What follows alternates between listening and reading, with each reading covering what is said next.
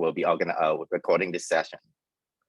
So I'm sure that everyone is fine with that. If you're not very comfortable with it, you can either choose to leave, but I don't want you to do that. I want you to stay.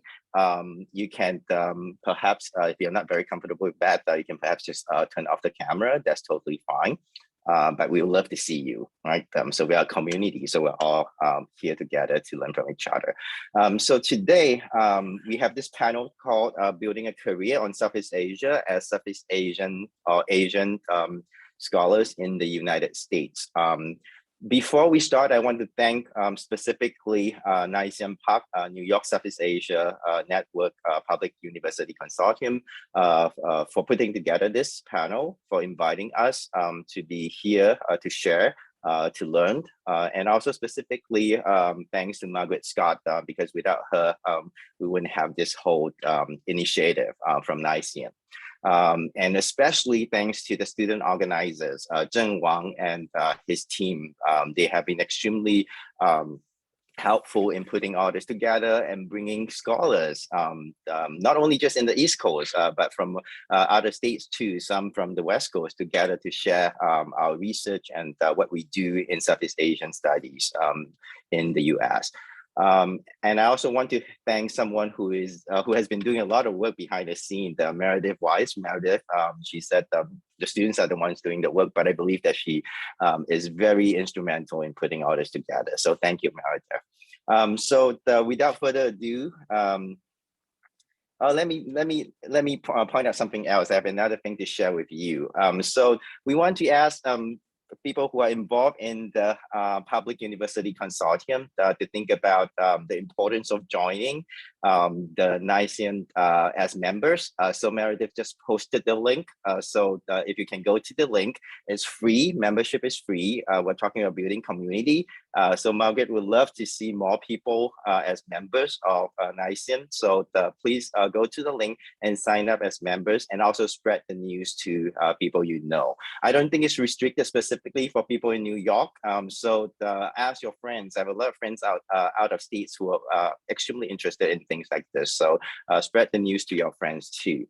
Okay, without further ado, let me go into introducing our 4 panelists today. And they each get about 12 minutes to share their thoughts, ideas, and experience. And then we'll come back together at the very end to have a Q&A session where everyone can ask questions and also share your experience. So our very first presenter is Nirv Makaspat. He's an assistant professor in the Department of Political Science and Global Affairs at the College of Staten Island. He's a political geographer and cartographer with a regional focus in Southeast Asia. So his current interdisciplinary and ethnographic research focuses on spatialities of peace. He studies the phenomenon of community-led demilitarized geographic areas, particularly known as peace zones. He uses the term insurgent peace to refer to the quotidian work of civilian communities in producing and maintaining peace zones as processes of carving alternative political spaces and enacting a peaceful present and future in the context of active violence of war. And our second presenter is Puspa Amri. Puspa is an assistant professor of economics at Sonoma State University. Her research is in the field of international finance, macroeconomics, and international political economy. She examines political economy factors in explaining macroeconomics and financial outcomes, writing on topics such as financial crisis, credit booms, economics and elections, and democracy and the economy. Our third presenter is Jonathan Karpus-Ong. Jonathan is associate professor in global digital media in the associate professor of global digital media in the Department of Communications at the University of Massachusetts Amherst. Jonathan's research has a strong interdisciplinary orientation, drawing on media studies, the sociology of humanitarianism, moral philosophy, and the anthropology of moralities. His central interest lies in understanding the social and moral consequences of media and communication technologies for marginalized communities, especially those in the global south. Our last presenter is Parthiban Munyandi. Parthiban is assistant professor of sociology at Sarah Lawrence University. His research focuses on temporary labor migration in Southeast Asia and South Asia. His particular interest is in exploring how new regimes of migrations are emerging, under which temporary labor migrants are becoming increasingly commonplace in fast developing societies in Asia, and how informality and informal practices become important elements that affect the lives of migrant women and men. This is something that I'm really interested in, just thinking about the place like Singapore, how COVID impact migrant workers. So I'm very happy to have all four of you here today. So we're going to go according to the sequence that I introduced you. So I'm going to pass the time to Nev. Nev. Thank you so much, Professor Tan, and thank you again for having me here. It's really an honor to be in conversation with everybody, and I'm really appreciative and grateful for EK, for Meredith, for Charmaine, for Zheng.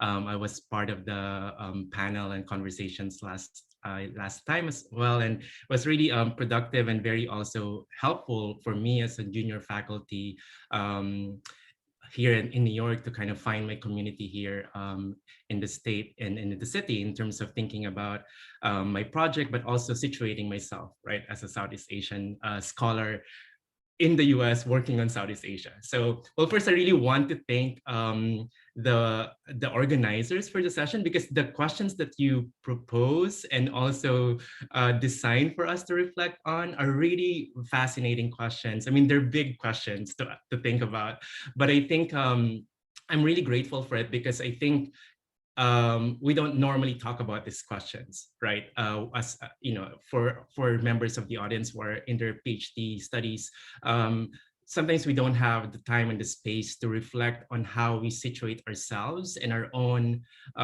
personal identities, and also scholarly identities, right? As we move through the PhD program. And I think like as a junior faculty, I think it's really a good time and like a moment for me to actually also think about these questions. I'm really, really grateful that for the courage to propose these questions and to kind of publicly and collectively as a community talk about it. So I'm really, really grateful. So I think I want to kind of, as I was thinking about these questions, you know, it really put me in a particular moment, you know, so I wanted to kind of just to share first, like how I think about identities. As a geographer, I usually kind of think about identities spatially, you know, thinking about the spatialities of identities. I wanted to kind of like share some of my thoughts about identities and how this idea, or like, you know, like my perspective of identities also kind of shape how I approach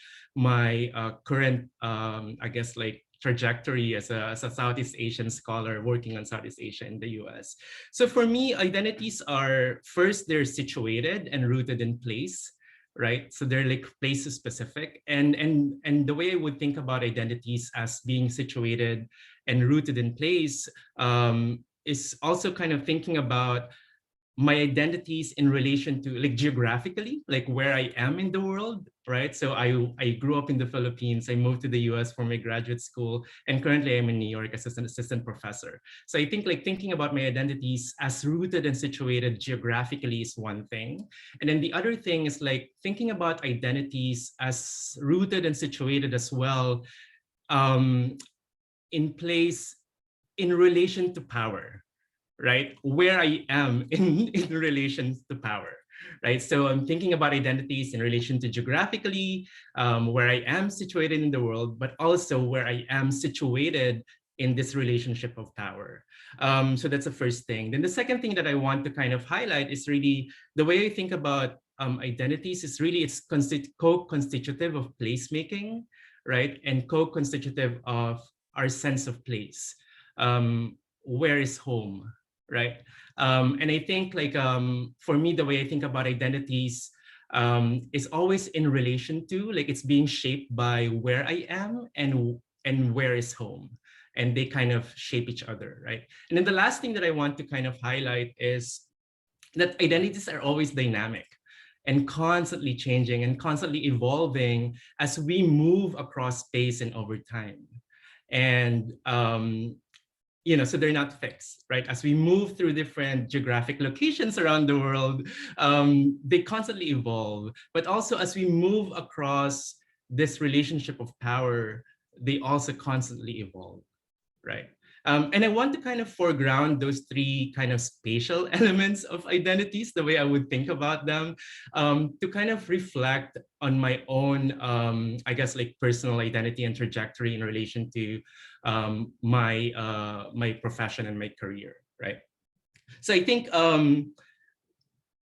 like thinking about I grew up in the Philippines. I did my undergrad in the Philippines, and I come from an urban poor family in the southern part of Manila, and didn't have an idea of what to do. Like I was an okay student, but I didn't have any kind of like ambitions to be a scholar. But I think opportunities, there were opportunities for me to enter a graduate program, and that really kind of opened my world to to kind of to our profession, as scholars, as thinkers, and got myself really curious about intellectual projects, right? So I think like with that kind of brief kind of overview of my of how I move across the world over time, I think like I want to think about my own identity as a Southeast Asian scholar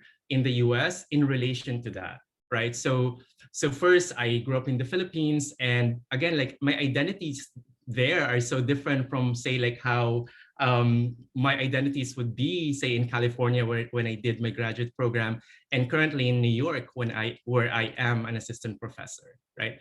And then the second thing that I want to also think about is really, how do I then see myself now as a Southeast Asian professor in New York, in the university as a space of both privilege and marginalization, right? So I think it's very important for me to first acknowledge that as a Southeast Asian scholar in the US, I'm inhabiting both spaces of privilege and marginalization, and that my identities are always shaped by that dynamic, right? I'm an assistant professor, and that's a relationship of power between me and my students, right? But at the same time, I'm on a tenure track, faculty of color, and I'm also part of this dynamic between myself and other people who are inhabiting spaces of power, right? And so I need to kind of acknowledge that as a Southeast Asian scholar, and to really find my community, because I think that is really where this community of people, like what we're building here, is very important. Because I think finding our own community and finding our people really helps us situate ourselves, in this relationship of power, and situate ourselves geographically as well, right? Especially for us in the academic profession, we really have to be flexible in where we are going to live. We don't have the luxury or privilege to choose the city where we want to live. We are entangled within market forces, unfortunately, and therefore, like, acknowledging that we move across space and over time, and really finding our people and our community geographically, but also in relationship to power within the university, is very important. Then the second thing that I want to signal is really, after we've acknowledged that me as a Southeast Asian scholar in the US is inhabiting both spaces of privilege and marginalization, and therefore I need to kind of find my community and situate myself geographically and in relationship to power, is to really clarify then what is my intellectual project here, right? Like thinking about my research and my previous dissertation that is now hoping to be a book, right? Thinking about that as a site of my identity and my place and my sense of place, right? Thinking of my intellectual project as both my identity and the way I inhabit a particular place, right? And in this particular moment, it's academia, right? How do I see myself as a scholar of Southeast Asia, being Southeast Asian in the US, right? And how do I see that in relation to my intellectual project as the site of my identity and sense of place? Um, and here it's really important for me to really kind of like clarify, right? Like what does my intellectual project tell me about my identity in terms of scholarly interests, right? But also professional hopes, right? My professional ambitions, like what are my professional goals for myself, and also personal ties to home. So those are the three things that I'm kind of like lumping all together and thinking about my research project. And then the last thing that I want to talk about is really then, after acknowledging and clarifying where I am in relation to everything that I've mentioned, is really taking the next steps, right? So finding the community, thinking about teaching. I mean, it's a challenge for many of us. It's a challenge where we are because there's not in many places across the US, there's not a robust Southeast Asian program, right? So in my case, that is the situation. So that is something that it's in my to-do list, right? The next step that I need to do is really kind of find ways or take the next steps on how I can build a Southeast Asian program within my own university in a way that it will help me mentor students, but also again, kind of, uh, to address my intellectual curiosities and professional goals, be able to actually accomplish that in my current university. And then the other things that of course we are thinking about as an academic is really, research projects and service, right? Like all these things kind of are being mobilized when we think about our own identities and kind of our sense of place in academia. So I think I'm gonna pause there. I know it's kind of like probably a little bit like maybe broad, but I'm more than happy to answer any questions if there are any questions about, say, like some of the more specific details about the prompts that we were given in terms of how to navigate challenges and advantages, etc. But I think I'm going to pause there. I'm really looking forward to hearing our colleagues here in the panel and also hearing from the rest of the audience. Thanks so much, Ike. Thank you, Nev. I really like this idea of thinking about not just how we position ourselves as a scholar and navigating the kind of liminal space between the privileged and also our marginalized positions. But the most important thing that you pointed out that I want us to be able to talk more about is really about thinking of how do we connect with students, how do we represent, and how do we advocate for students. So thank you for raising that. The next presenter that we have is Dr. Puspa Amri. So the Puspa, the time is yours. You have 12 minutes and take it away. Thank you, Professor Tan. Good morning, everyone. It's so good to see you today. And I'm joining you from the West Coast, from Roanoke Park, California. I really want to thank the organizers for inviting me to be part of this panel. I think I may be a rather non-traditional Southeast Asian in this sense because, first of all, I probably I'm not as well trained in area studies as I am in subject topic. I'm an economist who studies financial crises and the political economy of financial crises, and Indonesia being, of course, my home country and the place where I experience firsthand those negative consequences of having a financial crisis, living through seeing how prices of things around me, how the food in my cafeteria when I was a student went up by 4 times during the time span of 6 months. Those are definitely local Southeast Asian experiences that has shaped the way that I see myself as a person, but also as an academic and how I choose the topics that I'd like to study. Okay. But going back to what I think I'd like to share today, that having said, I want to probably perhaps couch my remarks not necessarily in the order of the questions given, but in this general address. I hope I've touched on some of the points that the organizers have assigned to us. I consider myself to be extremely, very, very lucky to be able to do two things that I love the most, teaching economics and doing research on political economy in an institution that is located in the beautiful wine country that is only a stone's throw away from one of the greatest cities in the world, San Francisco. That said, of course, like any other job, it has its challenges. And to have arrived at this position has itself been its own journey. I mean, since I graduated my PhD in Claremont Graduate University, I had to do to do postdoc for 2 years.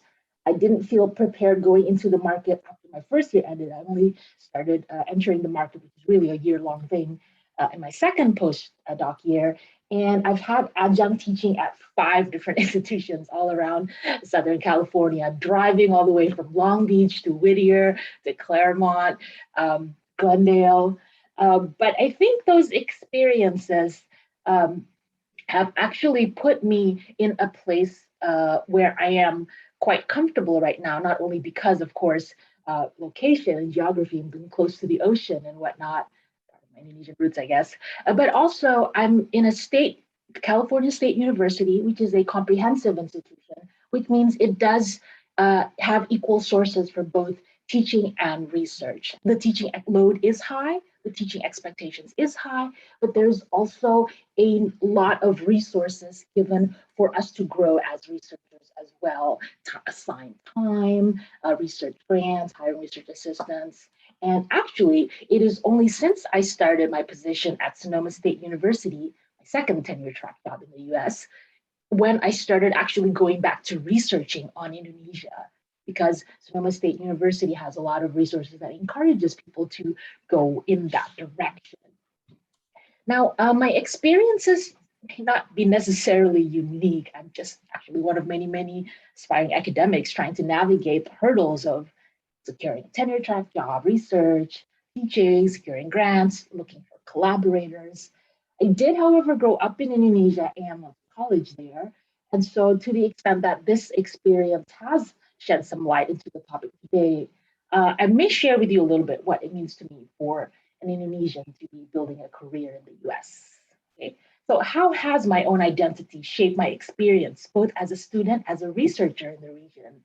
Like I said earlier, the first way that it did matter was in choosing an area of focus for me, having experienced firsthand not just the economic consequences of financial crisis, but also the political turmoil that was around me. I mean, Indonesia in 1997 was a very different place than what it was today.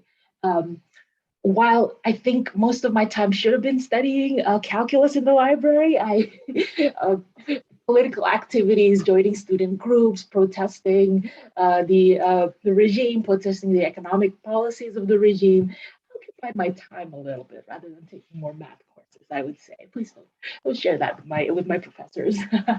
But I think those experiences did indeed instill a sense of passion in my love of my area and what I'm doing. And it also instills some sense of ideology that I think what I'm doing right now is in some way, in some marginal way, hopefully contributing not only to the discipline, but also to the region where I'm from.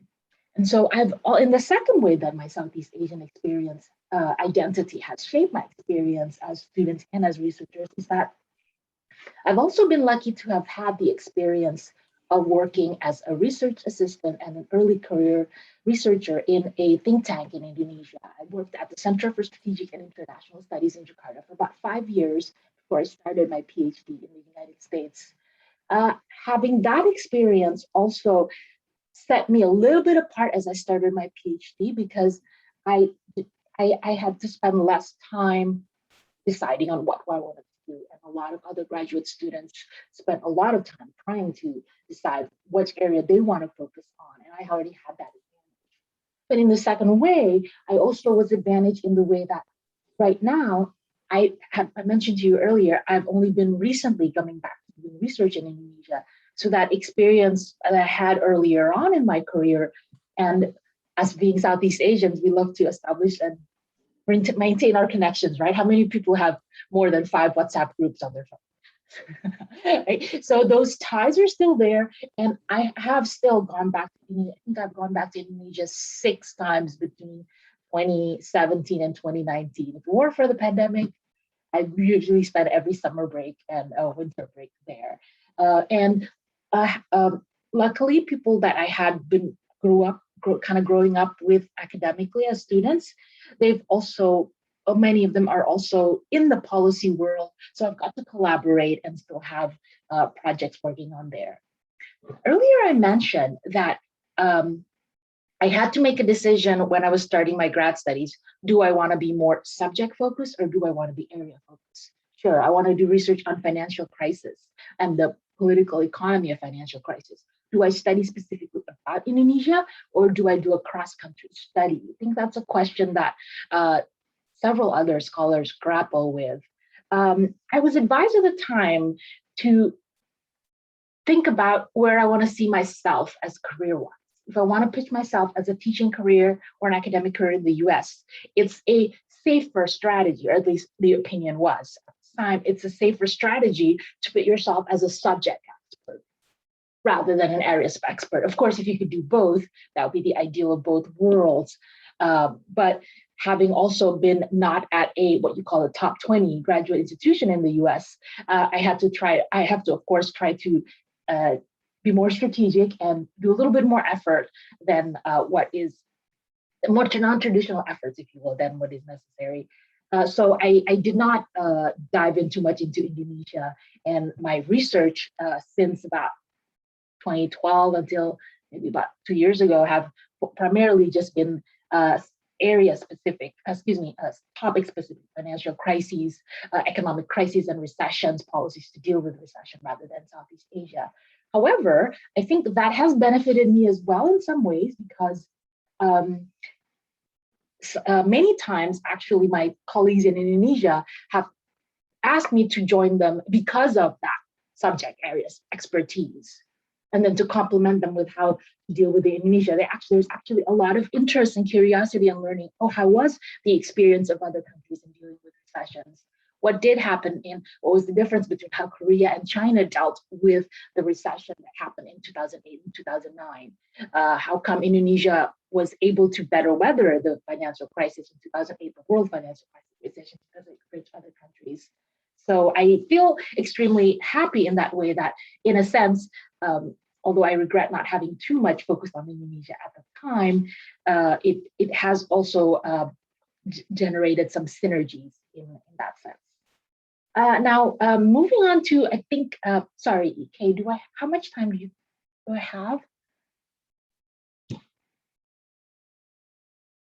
You have 4 more minutes. 4 more minutes, thank you. I think that probably, that was a little bit about how my identity as a Southeast Asian shaped my experience as researchers in the region. I want to talk a little bit perhaps about some of the challenges about that I have faced, right? As I said earlier, I think in my own personal experience, the biggest challenge I've had to face was I'm not sure this necessarily has to do with me being Southeast Asian. It's probably just my own experience. I didn't actually go to college in the United States. I didn't go to college in North America. And because I didn't have that experience and I wasn't at the mindset to know what was needed to get into graduate programs in the US, it was a lot harder for me. I did try to get into the top school, but I didn't get into the top school. So it was much harder. And therefore, you know how things are institutional path driven. If you're not set foot in that place in the first place, there's some disadvantage that you don't have the resources and the networks that are built into the top 20 graduate programs to try to secure their students a position is much greater than there are for those non-top 20 programs. So I think that was probably one of the biggest challenges I had to face. And my own ways of dealing with that are not necessarily unique. I guess I learned from observing. I need to publish more. So that's why I try to have at least 2. Luckily, I had 2 publications before I went on the market. And then I needed to have some teaching experience first before applying to tenure and tenure track jobs. I think that's one point that I wanted to discuss about challenge.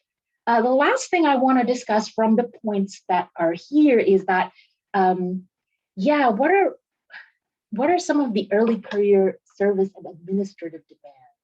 Okay? I think some people see service differently. Some people like to be in it. Some people think of it as it's important, but it sometimes it takes time away from actually teaching, advising, and research. The way that I try to navigate this for myself is to find out how exactly service means as in terms of the weight of importance for your career, whether it's a tenure track position or your promotion, because sometimes service too can be a currency. Like in my school in particular, maybe in other schools too, the amount of service that you do determines in some marginal cases whether or not you'll be awarded a sabbatical. So, but I think one of the advice that my department gave me about service is early on is really important, which is the service experience that we expect from you is to help you integrate into the campus. So choose and pick career service areas that match your own interests is probably a good way to do that thing. Okay. So I think that's all the experience that I kind of have to share today. I feel really happy and privileged to be here in the U.S. I think it's a long journey, and I do miss home. But ways that I try to miss home and deal with separation from my parents at home is, I think it's important to build communities. So I have good friends, longstanding friends in the academy. Hi, Meredith. And also I have tried to cultivate an interest myself completely outside of academia. I am a competitive weightlifting athlete. Thank you. Nice to meet everyone. Thank you, Paspa, and I really appreciate the advice at the very end to continue to think about building communities. The first few years of my career, I felt so isolated. It's really hard to feel like you're trying to integrate into your community and thinking that how do you connect still with people who are doing the kind of work that you do. So again, I want to emphasize NYSEM has been doing a lot of interesting work in getting us together, including inviting someone like Paspa from the West Coast to join us. So thank you so much. So next we have Jonathan, Dr. Ong, Dr. Jonathan Ong. Jonathan, the time is yours. Thank you so much. Thank you for having me. So I'm actually based in Amherst, Massachusetts, and I'm always delighted to attend New York Southeast Asian events.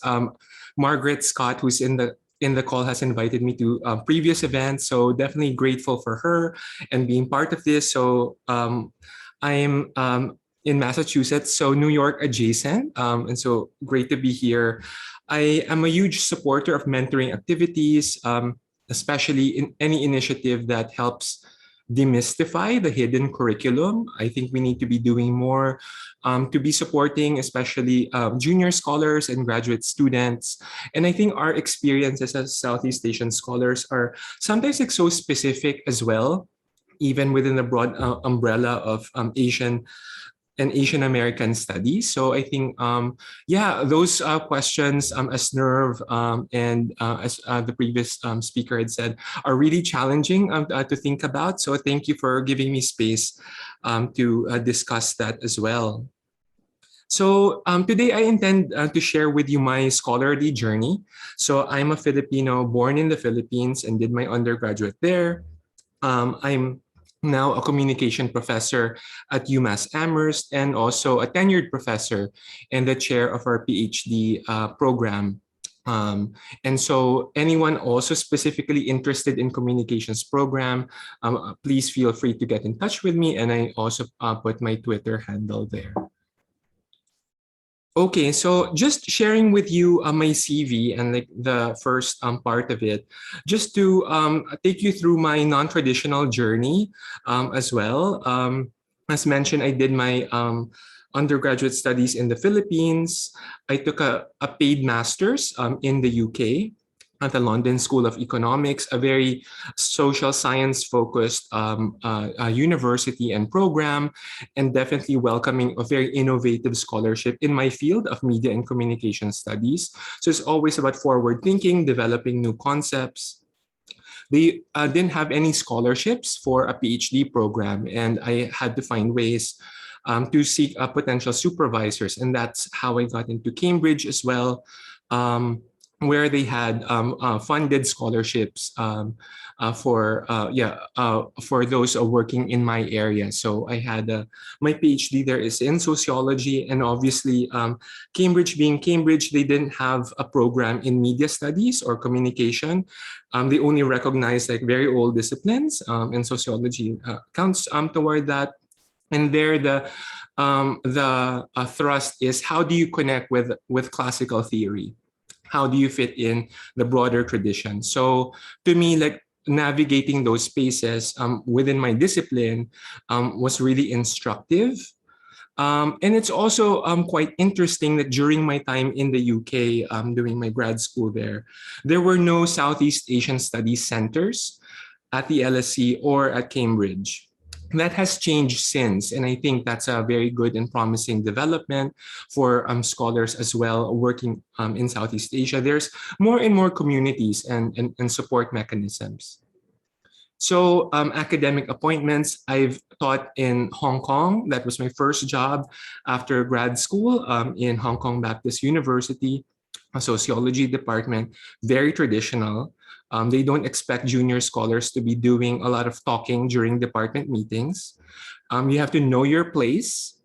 And yeah, my specific positionality as a Filipino Chinese in a Hong Kong university was something that I didn't really realize until I got there. It's like, oh, okay, they expected me to act in a certain way. I went back to the UK because I couldn't really grow and do the scholarship that I wanted in a very traditional department. And I worked there and got promoted to associate while in the UK in the University of Leicester.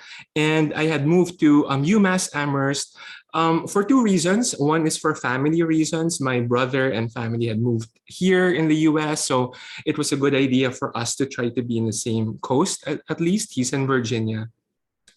And also the social and political situation in the UK. I applied for jobs in the US once Brexit happened.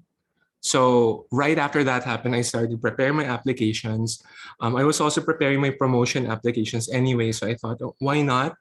And then, I arrived in the US the week when Trump was inaugurated to office. So quite the warm welcome there as well.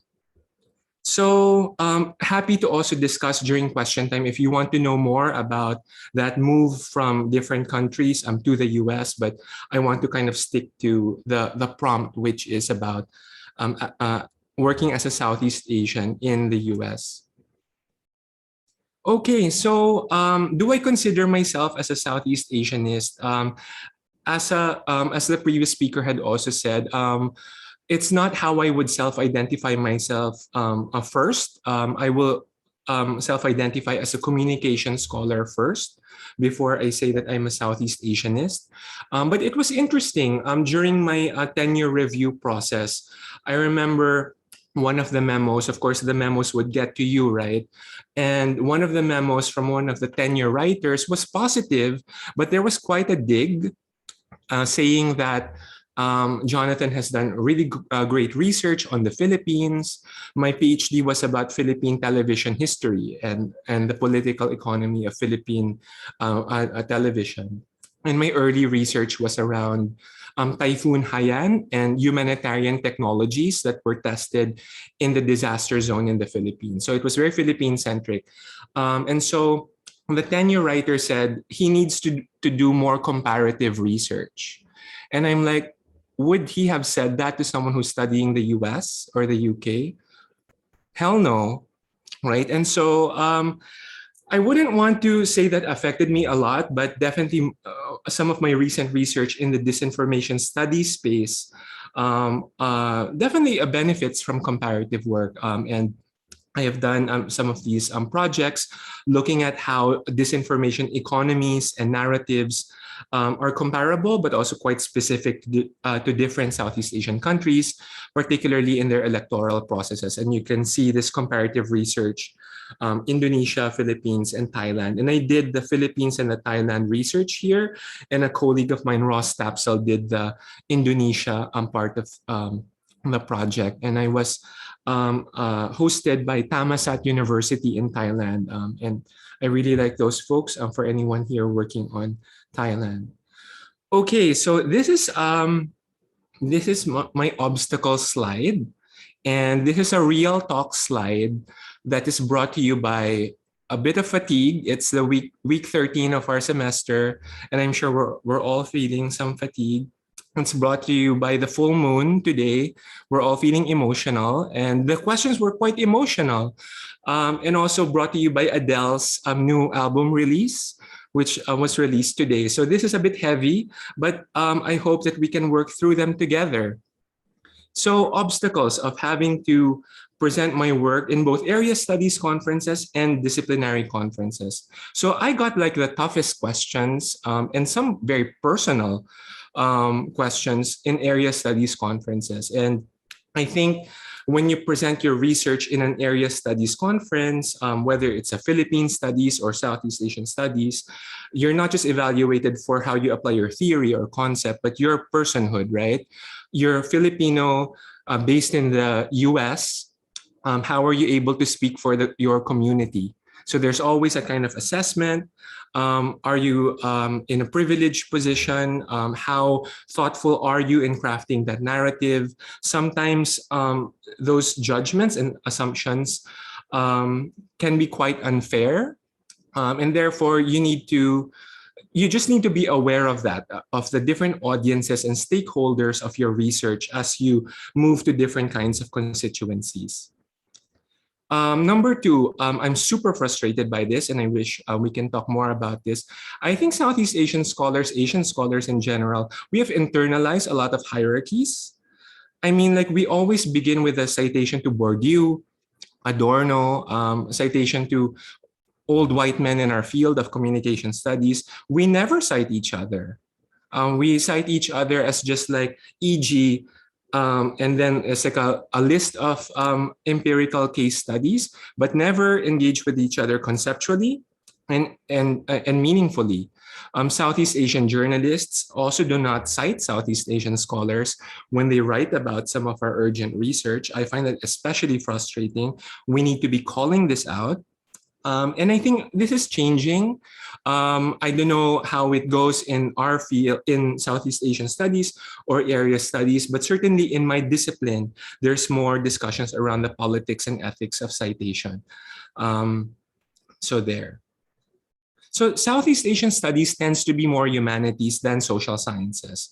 And I think that's very good and very meaningful for those working in history and related fields, for example. Those working in the social sciences will need to kind of find a way to connect back to some of that historical research around their countries. And I think that also affects like some opportunities in terms of what kinds of collaborations are possible. So just something to have at the back of your mind as you prepare your different projects. Number 4, so there's a lack of targeted grants, fellowships, and research centers.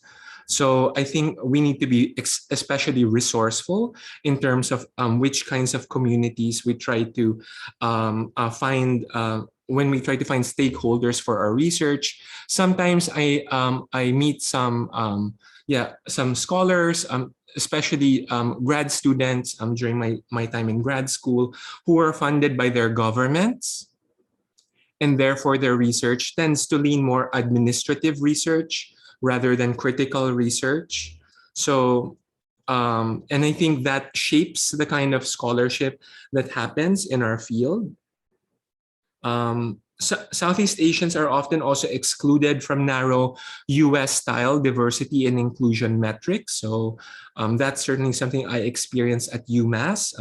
We're a public university, a land-grant institution. So there's a a very specific understanding of diversity and inclusion that doesn't often account for Southeast Asians.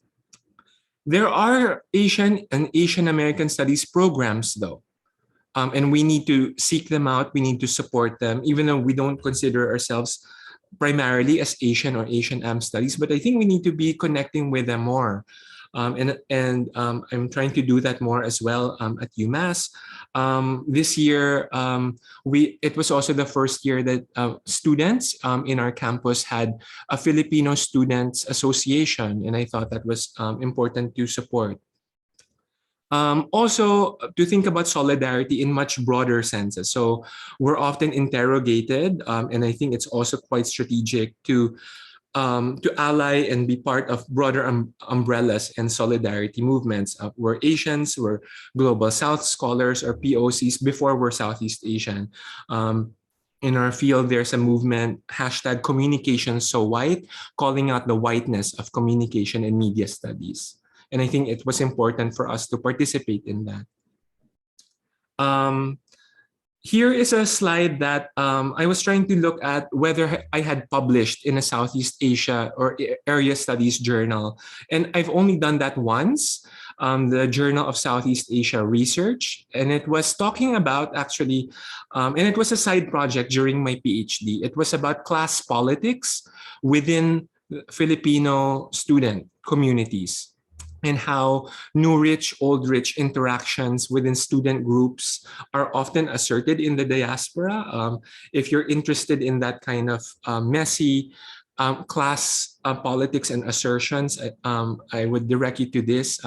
It sounds like Gossip Girl sometimes as well, this piece. So it was an early piece of mine, so forgive that. But I think some very interesting anecdotes. So what are now opportunities? And I want us to leave this as this event as having a lot of things for us to put on our list of things to do. And I think there's so many opportunities for bridge building, for networking, coalition building that we're just really beginning, right? And I think there's so much opportunities there. So we're less likely to become a mini-me of our supervisors.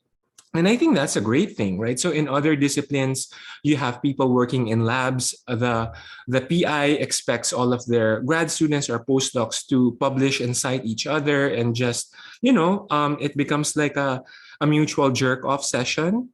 I don't think Southeast Asian studies scholars are allowed that, because we're kind of immediately connected to diverse communities, whether we like it or not, right? And diverse communities academically and scholarly speaking, but also activist groups, progressive movements in our countries or in the United States. I think there's expectations that we give back to our communities, and there's a lot of demands around that. So you have freedom to choose here as well, to choose the conversations you want to be part of. You don't need to please everybody. You don't need to be participating in all of these events and societies.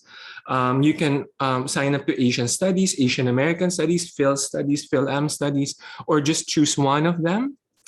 You can partake in conversations around your discipline, but I think it's good to be connected and be aware of the many conversations that are happening. So you can have that agency to choose, well, this conversation is meaningful to me. I need to intervene here.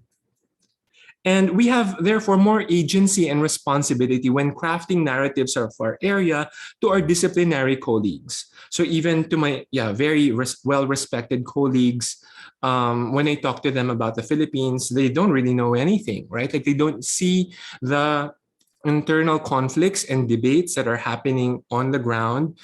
They don't see the Philippine left or the progressive movements as fractured or splintered. They see one story that came out on New York Times and take it at face value. And therefore, how to create that nuance, how to add to that story, that becomes our responsibility. And I think that's something that we need to be aware of. So there's just so much that we can do for community organizing, mutual mentoring, bridge building work.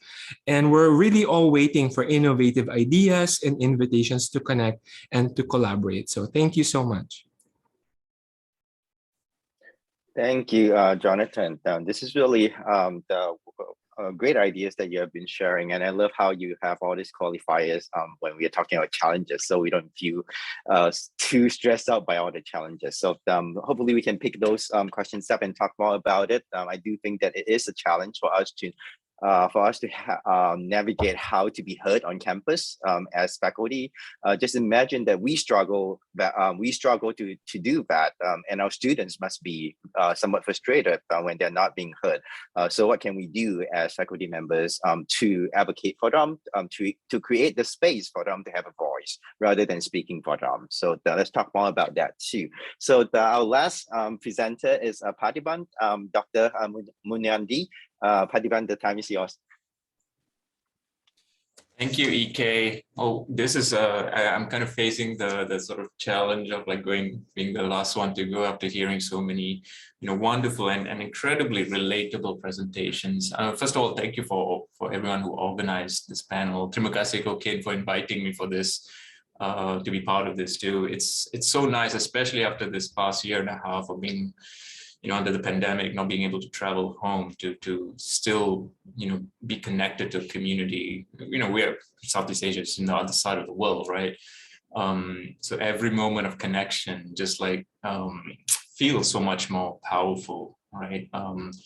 I'm lucky enough to be teaching at a small liberal arts college, right? In New York, at Sarah Lawrence, where we get students from all over the world, and every time I get a student from Southeast Asia, it doesn't matter which part of Southeast Asia, I just feel like I want to hug them these days. I feel like I kind of rope them into my own sphere, which may have partly may also be affected by the fact that I became a parent right before COVID, right? So I feel extra parental these days with students. I also wanted to say, thank you for the presenters. Like, I was kind of listening to all of you and Nerve, when you started mentioning this, your take on identity, your background, and the idea of like having no clue coming into this new culture, this new community of academics. It's like, that was exactly what it was like for me. I came to the United States in 2007. And to finish my bachelor's at the University of Illinois, and I continued into my PhD in sociology at UIUC. Basically, not really knowing anything about academia. I kind of grew up in Malaysia as from a working class background, and I didn't. I had no sense of like what it meant to be an intellectual or an academic, right? It kind of, I stumbled upon it in many ways. At the time when I applied for grad school, it was only under the advice of a faculty member, a professor at the U of I, who encouraged me to consider doing a PhD. And I didn't even think about like what programs are different. I just like, okay, this sounds like something to do. It was only much, after that I, with the help of, extremely wonderful transnational committee of faculty who really helped me figure out and understand what I could contribute as a scholar, right? With not just as a Southeast Asian, as not just as a migrant in Southeast Asia, having migrated to the United States, right? But the fact that all these multiple positionalities, these multiple experiences that I have can actually have a intellectual and scholarly significance, right? Even it doesn't matter how big it is, it doesn't matter what to what extent, but just being able to bring that viewpoint, build that conversation. So having a faculty a committee of faculty who really supported that, encouraged that, made a huge difference. They introduced me into this community of scholars.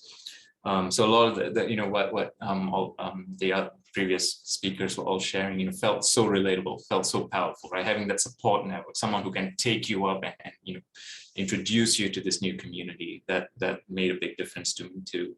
I wanted to just share a little bit about something that I get asked very often from junior colleagues, graduate students, right?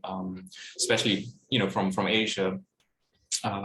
Is what does it mean to be in a liberal arts setting, right? In the liberal arts world, and it's a valid question because it's not for a lot of us. I think it's a very different, very unique space, right? When I got my PhD and I actually started out lecturing at the University of Illinois in global studies, and then while I was on the job market for tenure track positions, and this position at Sarah Lawrence, I got an offer.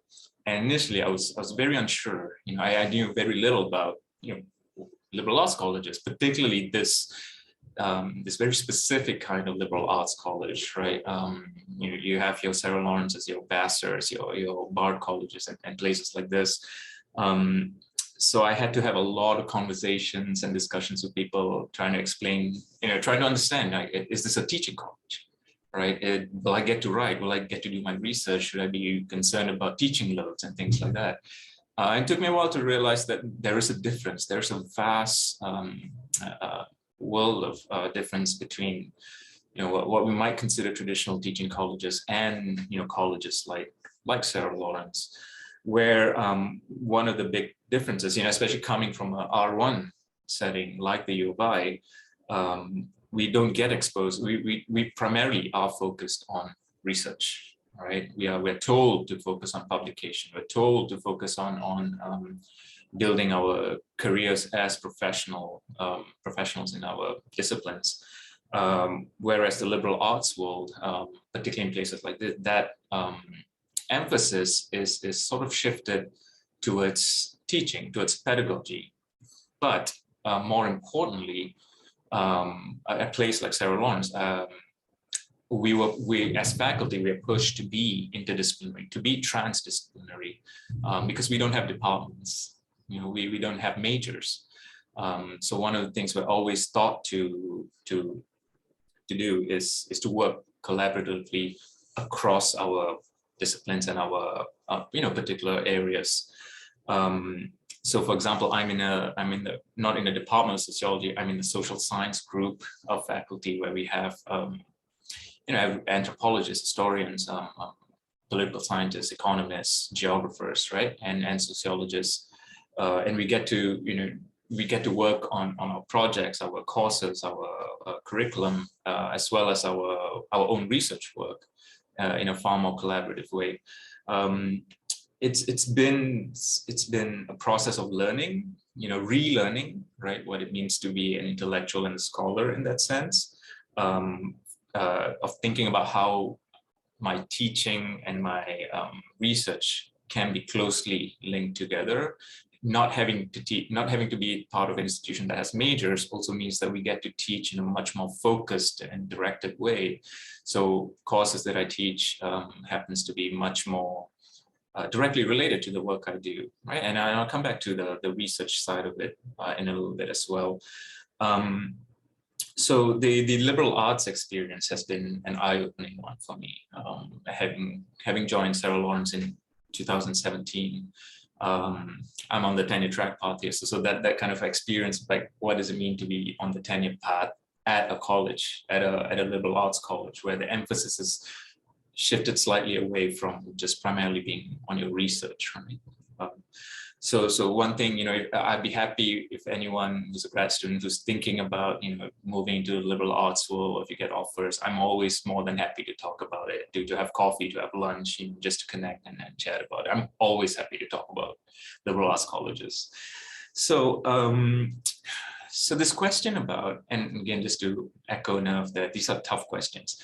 But one thing that really struck me was the whole question about COVID and that experience of being away from home, right? And for me in particular, as an ethnographer of migrant communities, of refugee communities in Malaysia, it's been really difficult because I've always, to use this word, aspired. I've always focused my teaching, all my kind of intellectual work on being able to go back to Southeast Asia every year, to spend months to continue that connection with the community. And it's not just like the fact that I have family and most of my friends back home are Malaysian, are there. But it's also that deeper connection to the work I do, which ties into my teaching as well, has been quite rough. To the extent that I would say, one of the things I've learned, since COVID, and being, away from Southeast Asia, and then watching from a distance what's happening there, right? In all of so many of our home countries, right? The kind of political, ecological disruptions and the challenges that people are facing. We do run this risk. I think, like, being a scholar in the United States, a Southeast Asianist scholar in the United States, I'm increasingly getting this impression that we might become museumified in a way, that we are become this hubs of mourning and loss, right? We become representatives of a culture. We are almost seen like we're supposed to speak for that culture or the community. As we watch it sort of disappear, endure increasing loss in so many ways, in cultural ways and ecological ways. And I've been thinking a lot about how to address that. How do we contend with that, right? And I think increasingly, especially in the coming years and coming decades, this is going to become a bigger issue, a bigger question for a lot of us, right? We might be seen as Southeast Asian scholars. Will there be a Southeast Asia in a meaningful way, right? I know that's kind of like an existential question, but this is what COVID has done to me, and I'm sure many of you can share that as well. So that's one thing, right? Like dealing with a sense of mourning that comes alongside this disconnection, right? And hopefully, I want to be optimistic about it, that things will change. Things might go back to some sense of normalcy, but we all know that it's so uncertain right now, right? I think it's important to be honest about it, right? To at least for us to be able to be open about it, rather than constantly performing this sort of, oh, it will get back. We are trying to be positive, but increasingly I feel like that mourning, the sense of mourning, has to be there as well. Some of the, I was thinking about how to respond to some of these other questions, right, that we've been asked to talk about. And I listed a couple of lessons learned over my time of as being an academic here, right, as in the United States. A combination of becoming an academic, becoming an assistant professor, as well as a parent, right, in the past 2 years, I've sort of really learned this lesson of respecting my time, valuing my time, right? It's something that I wish I had learned as a graduate student, right? That someone had taken me aside and said, you'll be asked to do many things because you are an international student, because you are trying to become a scholar who, will be a minority no matter where you go, right? You'll always be sort of partly inside, partly outside, which will kind of push you to overcommit, right? You feel like you need to do more than others. Respecting our time, right? Valuing our time and being able to say, no, I'm not going to do this work. No, I need to kind of step aside, right? Even at that early stage, it's really important. As difficult as it is, it's just a way of showing that, you know what, I have enough self-respect, to be able to say, I value myself as a scholar, and to be a scholar means I need to take my time with things, right? And to be able to show that in a diplomatic way to colleagues, to employers, it's a lesson that I continue to learn. I'm continuing to work at. So that would be one lesson that I think is really important to share, especially for anyone who's just starting, right, and really coming to grasp with this whole idea of being an academic. The other thing, and this is more specific to being a Southeast Asian scholar, is interdisciplinary, the value of interdisciplinary work, like connecting across disciplines. I know, others have mentioned the importance of collaboration, right? As a community of scholars, I think that the sort of disciplinary boundaries should also be in a way bridged, right? Those of us who are, regardless if we're sociologists or economists or anthropologists or even going into the humanities and the creative arts, this is a really important source of strength, I think, as Southeast Asianists, right? where bridging across these traditional disciplines is incredibly vital, right? It's a vital source of strength for us. We produce much more. I think we are far more, we're stronger as a scholarly community in terms of what we produce when we can have those kinds of, where we do not fall in line with the disciplinary professions that are dominant here, right? In particularly in the United States. We have to work harder to kind of, I'd say, reject those tendencies, right? To stick with, to silo ourselves within our disciplines. And finally, the last lessons, and this is something that I thankfully learned a bit earlier, is that writing and publishing, for me, it's a very personal endeavor. You know, that is, I would say, more important than anything else. Particularly writing and publishing for the Southeast Asian context, right? I made a decision very early on, thankfully, again, with the support of a faculty member who's, who shared that, belief. I made a decision to write my books, right? My ethnographic works primarily for a Malaysian audience and to publish with Malaysian publishers. And I had the support of a faculty member who told me, look, you might get some flack for that. Why aren't you publishing with big publishers? But he said, go for it, and it's something you believe in, and do that. Trust your kind of ability to navigate whatever you need to navigate to get to where you want to. So that was something that I really appreciated and was able to do and continue to do. So yeah, so that's my 2 cents. Thank you, Parthiban. I love how you ended with this very, very important advice for everyone. I often think about what was my first book about, and what is it? What audience did I write that book for? There's a lot of struggle that I have to deal with in terms of thinking about getting tenure, right, and for promotion. And I make a conscious effort that my second book should be for the people that I'm writing on. So it's the same kind of mentality. So you got that advice from the very beginning of your career. I had to navigate that myself. So thank you for sharing this with everyone here. And you left Illinois Urbana-Champaign. No, you joined Illinois Urbana-Champaign when I left. So 2007. So we have a connection there too. Okay, now I'm going to open the floor out. I'm going to open the floor to the audience. So we're opening up for questions. So if we have a couple of different hands up, I would like to collect a couple of questions so that our panelists can just depend on who feels like they can address certain questions, they can go ahead with that. You can do it in 2 ways. You can raise your hands, I'll call you, you can ask your questions. That would be great because then we get to see you as a community. If you're too shy, you can also put your question in the chat room. So I will read it out for you. So we can all have a conversation on the questions in the chat room too. So any questions from the audience?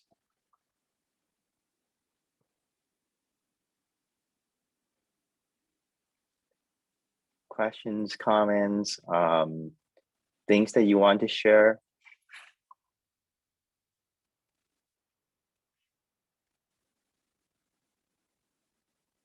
Okay, that's my job as moderator. So while we wait for your questions to come in, I can ask a couple of questions, maybe just one question to start with, so our panelists can also continue to address some of the questions that were raised and some that came to my mind when I was listening to you talk. I always have this concern about service work that we do as junior faculty. So Jonathan and I were not junior in the sense that we have to go do tenure now. We are past that stage. But I'm wondering, not only just the 3 of you, Nev, Pushpa and Parthiban, but also Jonathan too. Like, what do you think about this struggle of junior faculty having to do a lot of service work simply because we are person of color faculty? And it's not only just that, but also we are probably one of the few, say, Asian scholars on campus, or one of the few Southeast Asian scholars on campus. So anything that has to do with Asia, Southeast Asia, comes to us. So how do you navigate that? One of my colleagues, Eng-Beng Lim from Dartmouth, used to say to me, you have to learn the art of saying no. But how do you navigate that kind of space? What is appropriate level of service work to do what is not. At my university, I wasn't able to enjoy the kind of privilege that we created for our junior faculty since last year. I was on the tenure track committee for 6 years, and we've been questioning the university about not understanding faculty of color's contribution in terms of service. Now we have a policy in our tenure process that accommodate that, but I don't think a lot of universities have that yet. So it's something that I would like to hear from you. Yeah, maybe I can start. I think like I just finished my renewal a few months ago, and so it's still fresh in my head. I think maybe for junior faculty or like PhD students in the audience, like at least in my university, the way we are measured, the way our performance is measured every year as we go through the tenure process in relation to service, at least in the CV that they want us to submit or to report back, they think about or they ask you to indicate different kind of service work, and they categorize that first service to the university, service to your department, and then service to the field or to your profession, to your field, and then service to international, national, and then community. So that's a lot of service, right? So so thinking about those categories and expectations, again, on top of many things, right? On top of teaching, on top of publication, on top of research, on top of looking for money or grants. So it's really like how a question for me is really like, I think Puspa also talked about this, right? Thinking about service as currency in terms of like what kind of, thinking about it as also as leverage to kind of accomplish what we want to accomplish for ourselves, right? And it really depends on your department somehow. Like in my department, and I'm really grateful for my colleagues in my department, at the onset, they told me that be selective, right? We're not giving you like really demanding service work. We're giving you light kind of light service work. So that's really, I was really great. I'm really grateful that I have that support from my colleagues, knowing that we have limited time, right? We have so limited time aside from personal obligations, and the way we would probably rank the expectations for tenure, publications is first, research, money, and then teaching and service, right? So we really have to kind of learn how to say no, but also it's hard to say no, right? I think like being Filipino, sometimes it's so hard to say no. But I think it's also really talking to colleagues and mobilizing their support, and learning from them, and asking, like usually the department will say these are positions that are available for volunteers. Then you can probably reach out to your colleagues what kind of work is required, how much time is required, and then make the decision for yourself. And again, like you are obliged and expected to do service work, but you can say yes or no depending on your decision. So I hope that that's helpful somehow. Thank you, Nev. Do we have maybe one more presenters to jump in on this topic, and then Stephanie has a hand. So Jonathan, Parthiban, Puspa. Parthiban wants to jump in. I can see him moving forward, right? Yeah, yeah, just like a quick response, because I also see like the questions all over the place. I also wanted to say that I think though, with regards to service, right, one thing I've noticed, experienced as well, is that we are often perceived as like, when we are seen as international scholars, right, or international students, first of all, right, who become scholars. The tendency is to see us as just like this individuals who have all this time and have all this capacity to do work. I think going back to something that Puspa mentioned earlier, we are still deeply connected to families and have connections, whether it's like WhatsApp. These WhatsApp groups are just like an indication of the connections and the work, the emotional work we often have to do. And institutions don't necessarily realize that, right? Our colleagues especially in they have their own families, but they're all rooted in this local places and so on, may not necessarily see that. I think we often get seen as this like individuals who are just individuals, right? We can do all this work. We're scholars, we're thinkers, we can do all the service work. I think, those of us, people of color as well as women, right? I think we constantly fall into this trap of being seen that way. And maybe as individuals, we can't really do too much, but as a collective, I think that's something we need to push back against and to say, look, if we want to support scholars from Southeast Asia or any other part of the world, right, that means recognizing not just that we should like be mindful of how much service we're expected to do, but also, kind of support us in sort of reducing that load, right? Not having so many expectations and allowing for the space for us to still maintain what makes us us while contributing to the institution, right? Rather than seeing us as kind of like service, like supercharged service providers in a way. I think that's something we can do as a collective rather than as individual scholars. Thank you, Padivan. And we also have a Puspa adding in the chat room that she mentioned how her work on Indonesia was recognized by the university as part of public service on tenure review processes. That's very good. Thank you, Puspa, for adding that comment.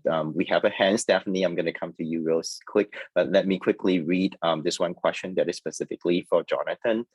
So Kevin Ladapong has this question that he says, I like the part when Dr. Ong talked about as locals, we understand nuances and on the ground situation than scholars from outside. However, there are many Southeast Asian scholars in America interested in somewhere else like China, Africa, Europe, or the US itself. I wonder from your experience, Jonathan, are there any tension of being a Southeast Asian who somehow cannot fully claim the field, site, or geographic area of interest outside Southeast Asia?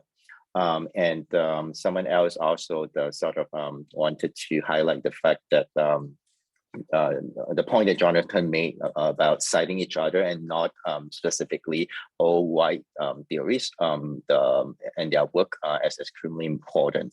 Let me quickly get to Stephanie and then we'll come back to Jonathan. You can have some time to think about the question. Okay, Stephanie, please go ahead and ask your question. Oh, hello. First of all, I do want to thank all the presenters for saying yes to this event and being here with us and giving your time. From speaking for myself, it's incredibly appreciated. So thank you again. So the question I have is actually, it's actually derived from something that Jonathan was talking about, but this goes to any of the presenters. When you're going into an institution, particularly it's an institution that's in another country, how do you navigate? Because Jonathan talked about expectations that were had of him. How do you navigate expectations coming in as a junior faculty member or someone who's new to a system that you're not at all familiar with? How do you navigate those expectations does this make sense, right?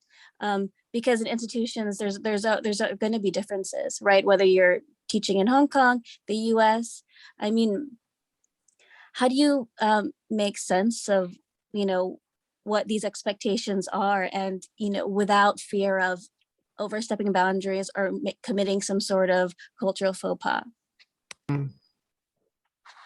Okay, thank you, Stephanie. I know that the question is also somewhat directed to Jonathan. He has a question, but it's also open to all the presenters. I want to know if Puspa wants to jump in on this question to have a little bit of a response to it. Perhaps a little later. Okay, sounds good. I want to make sure that all presenters have a chance to speak with the audience. So anytime you feel like you can jump in, please let me know.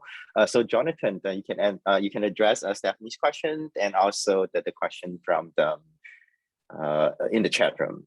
Of course. Thank you so much, Stephanie, for your question. So I think it is from a lot of trying and failing. to be honest. It is about learning through experience.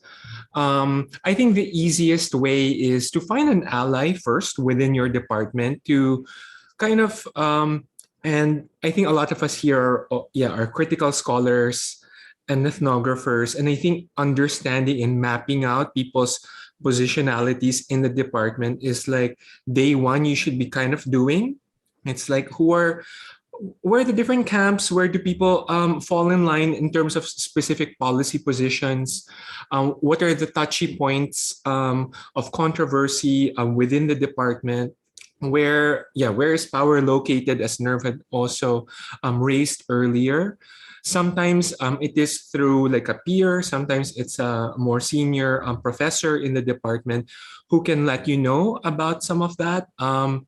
I think, as junior scholars, I remember my time in Hong Kong that I came with, just a lot of energy, a lot of enthusiasm, and wanting to introduce a lot of innovations, invite many different scholars into the department. And I came to realize, it's not typical for junior scholars to be leading and organizing some of these seminars and events. This is something reserved for senior professors. And it was something that, I learned as I went along. Until there was like a big conflict that I had to really understood and be put in my place. And also that's when I kind of learned, this is not where I'm gonna grow.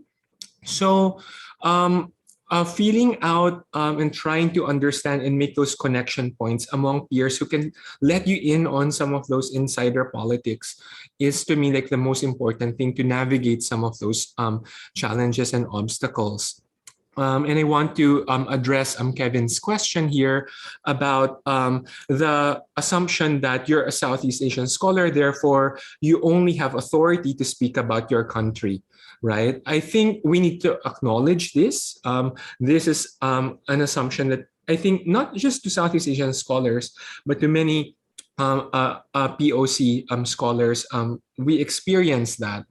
And I think we need to acknowledge that, but also try to overcome that, right? I think I can point to the work of many of my colleagues who do comparative research.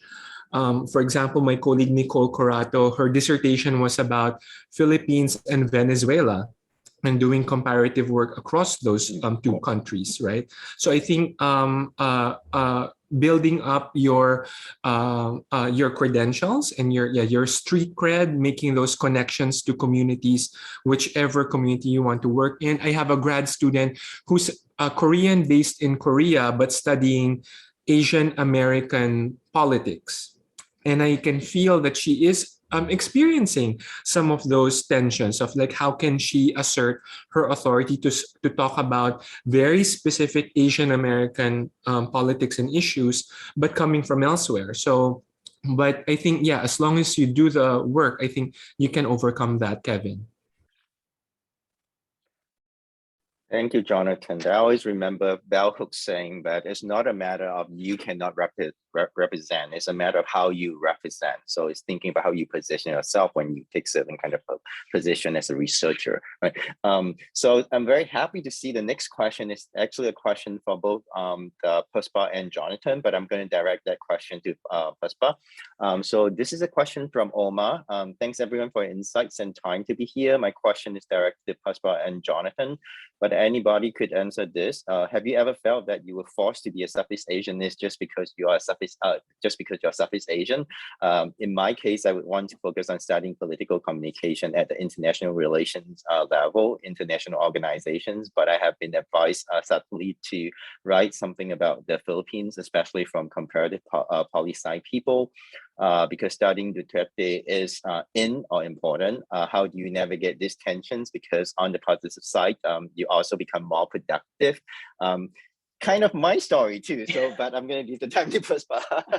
Thank you, EK, and thank you, Omar. It's a very on-point question. This quick answer is yes, but I have been pressured, forced to do more Southeast Asian studies. But this, as you'll see at the end of my remarks, I think I actually have a positive turn on this thing. When I was in my master's level program, pretty much everybody, I went to the Johns Hopkins School for my master's program. Pretty much everybody who came from Southeast Asia was into this concentration of Southeast Asian studies.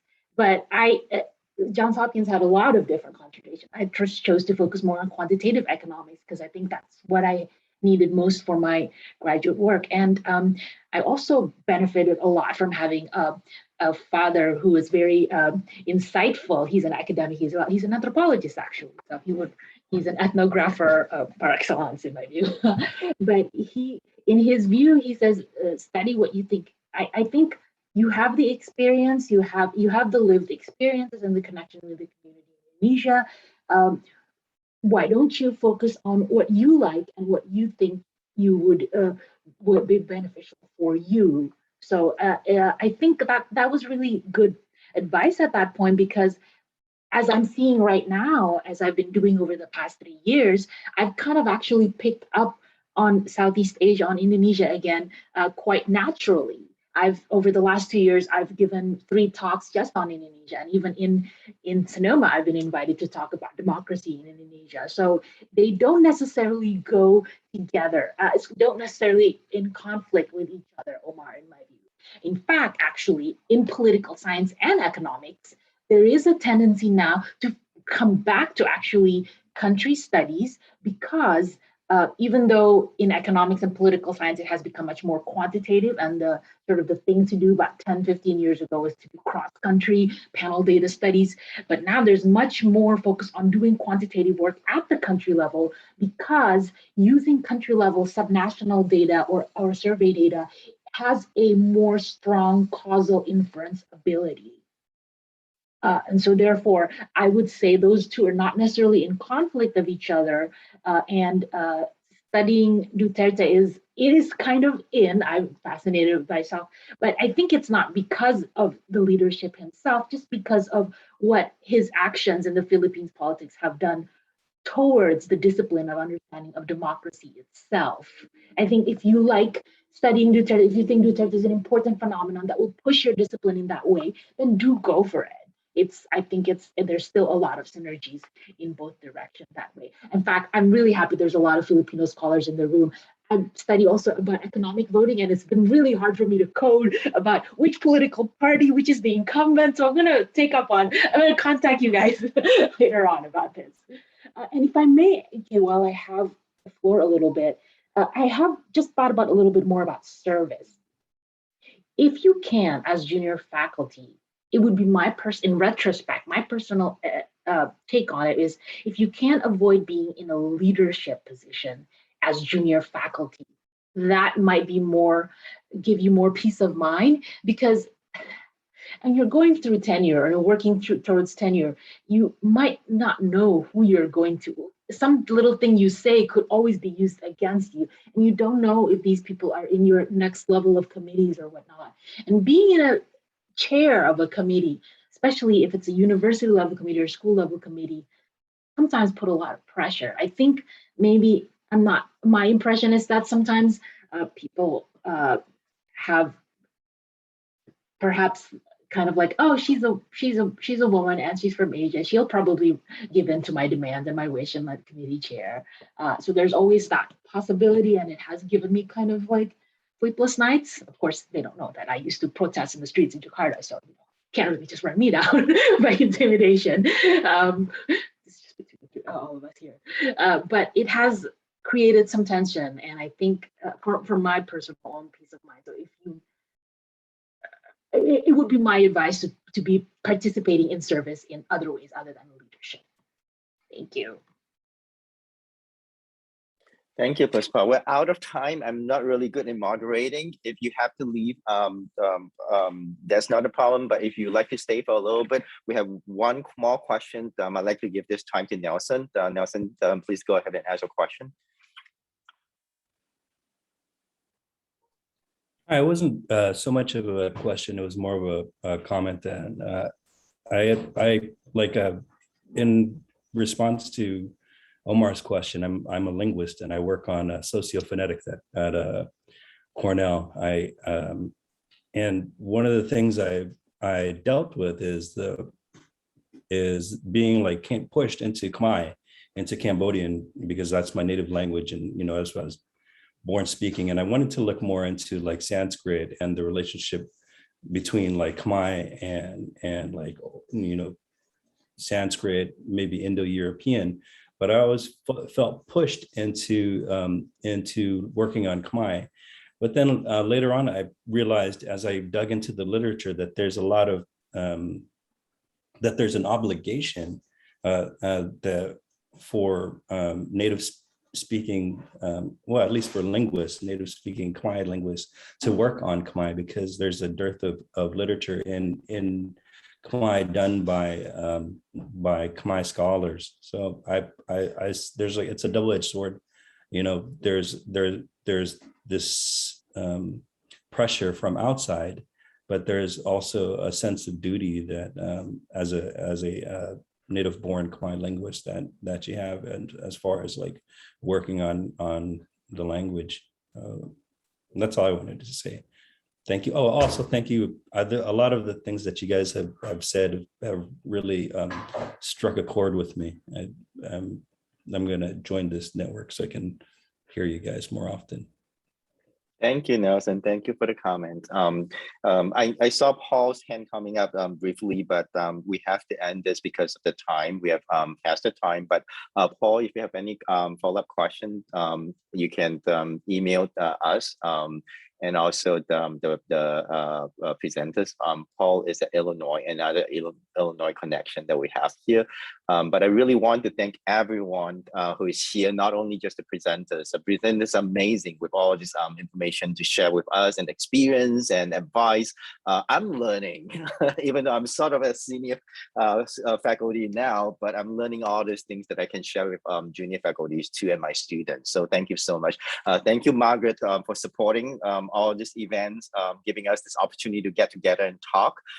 And please stay connected. I'm pretty sure that you can email all of us. We're all open to communicating with you online, offline, at conferences, and at future events by NICEN.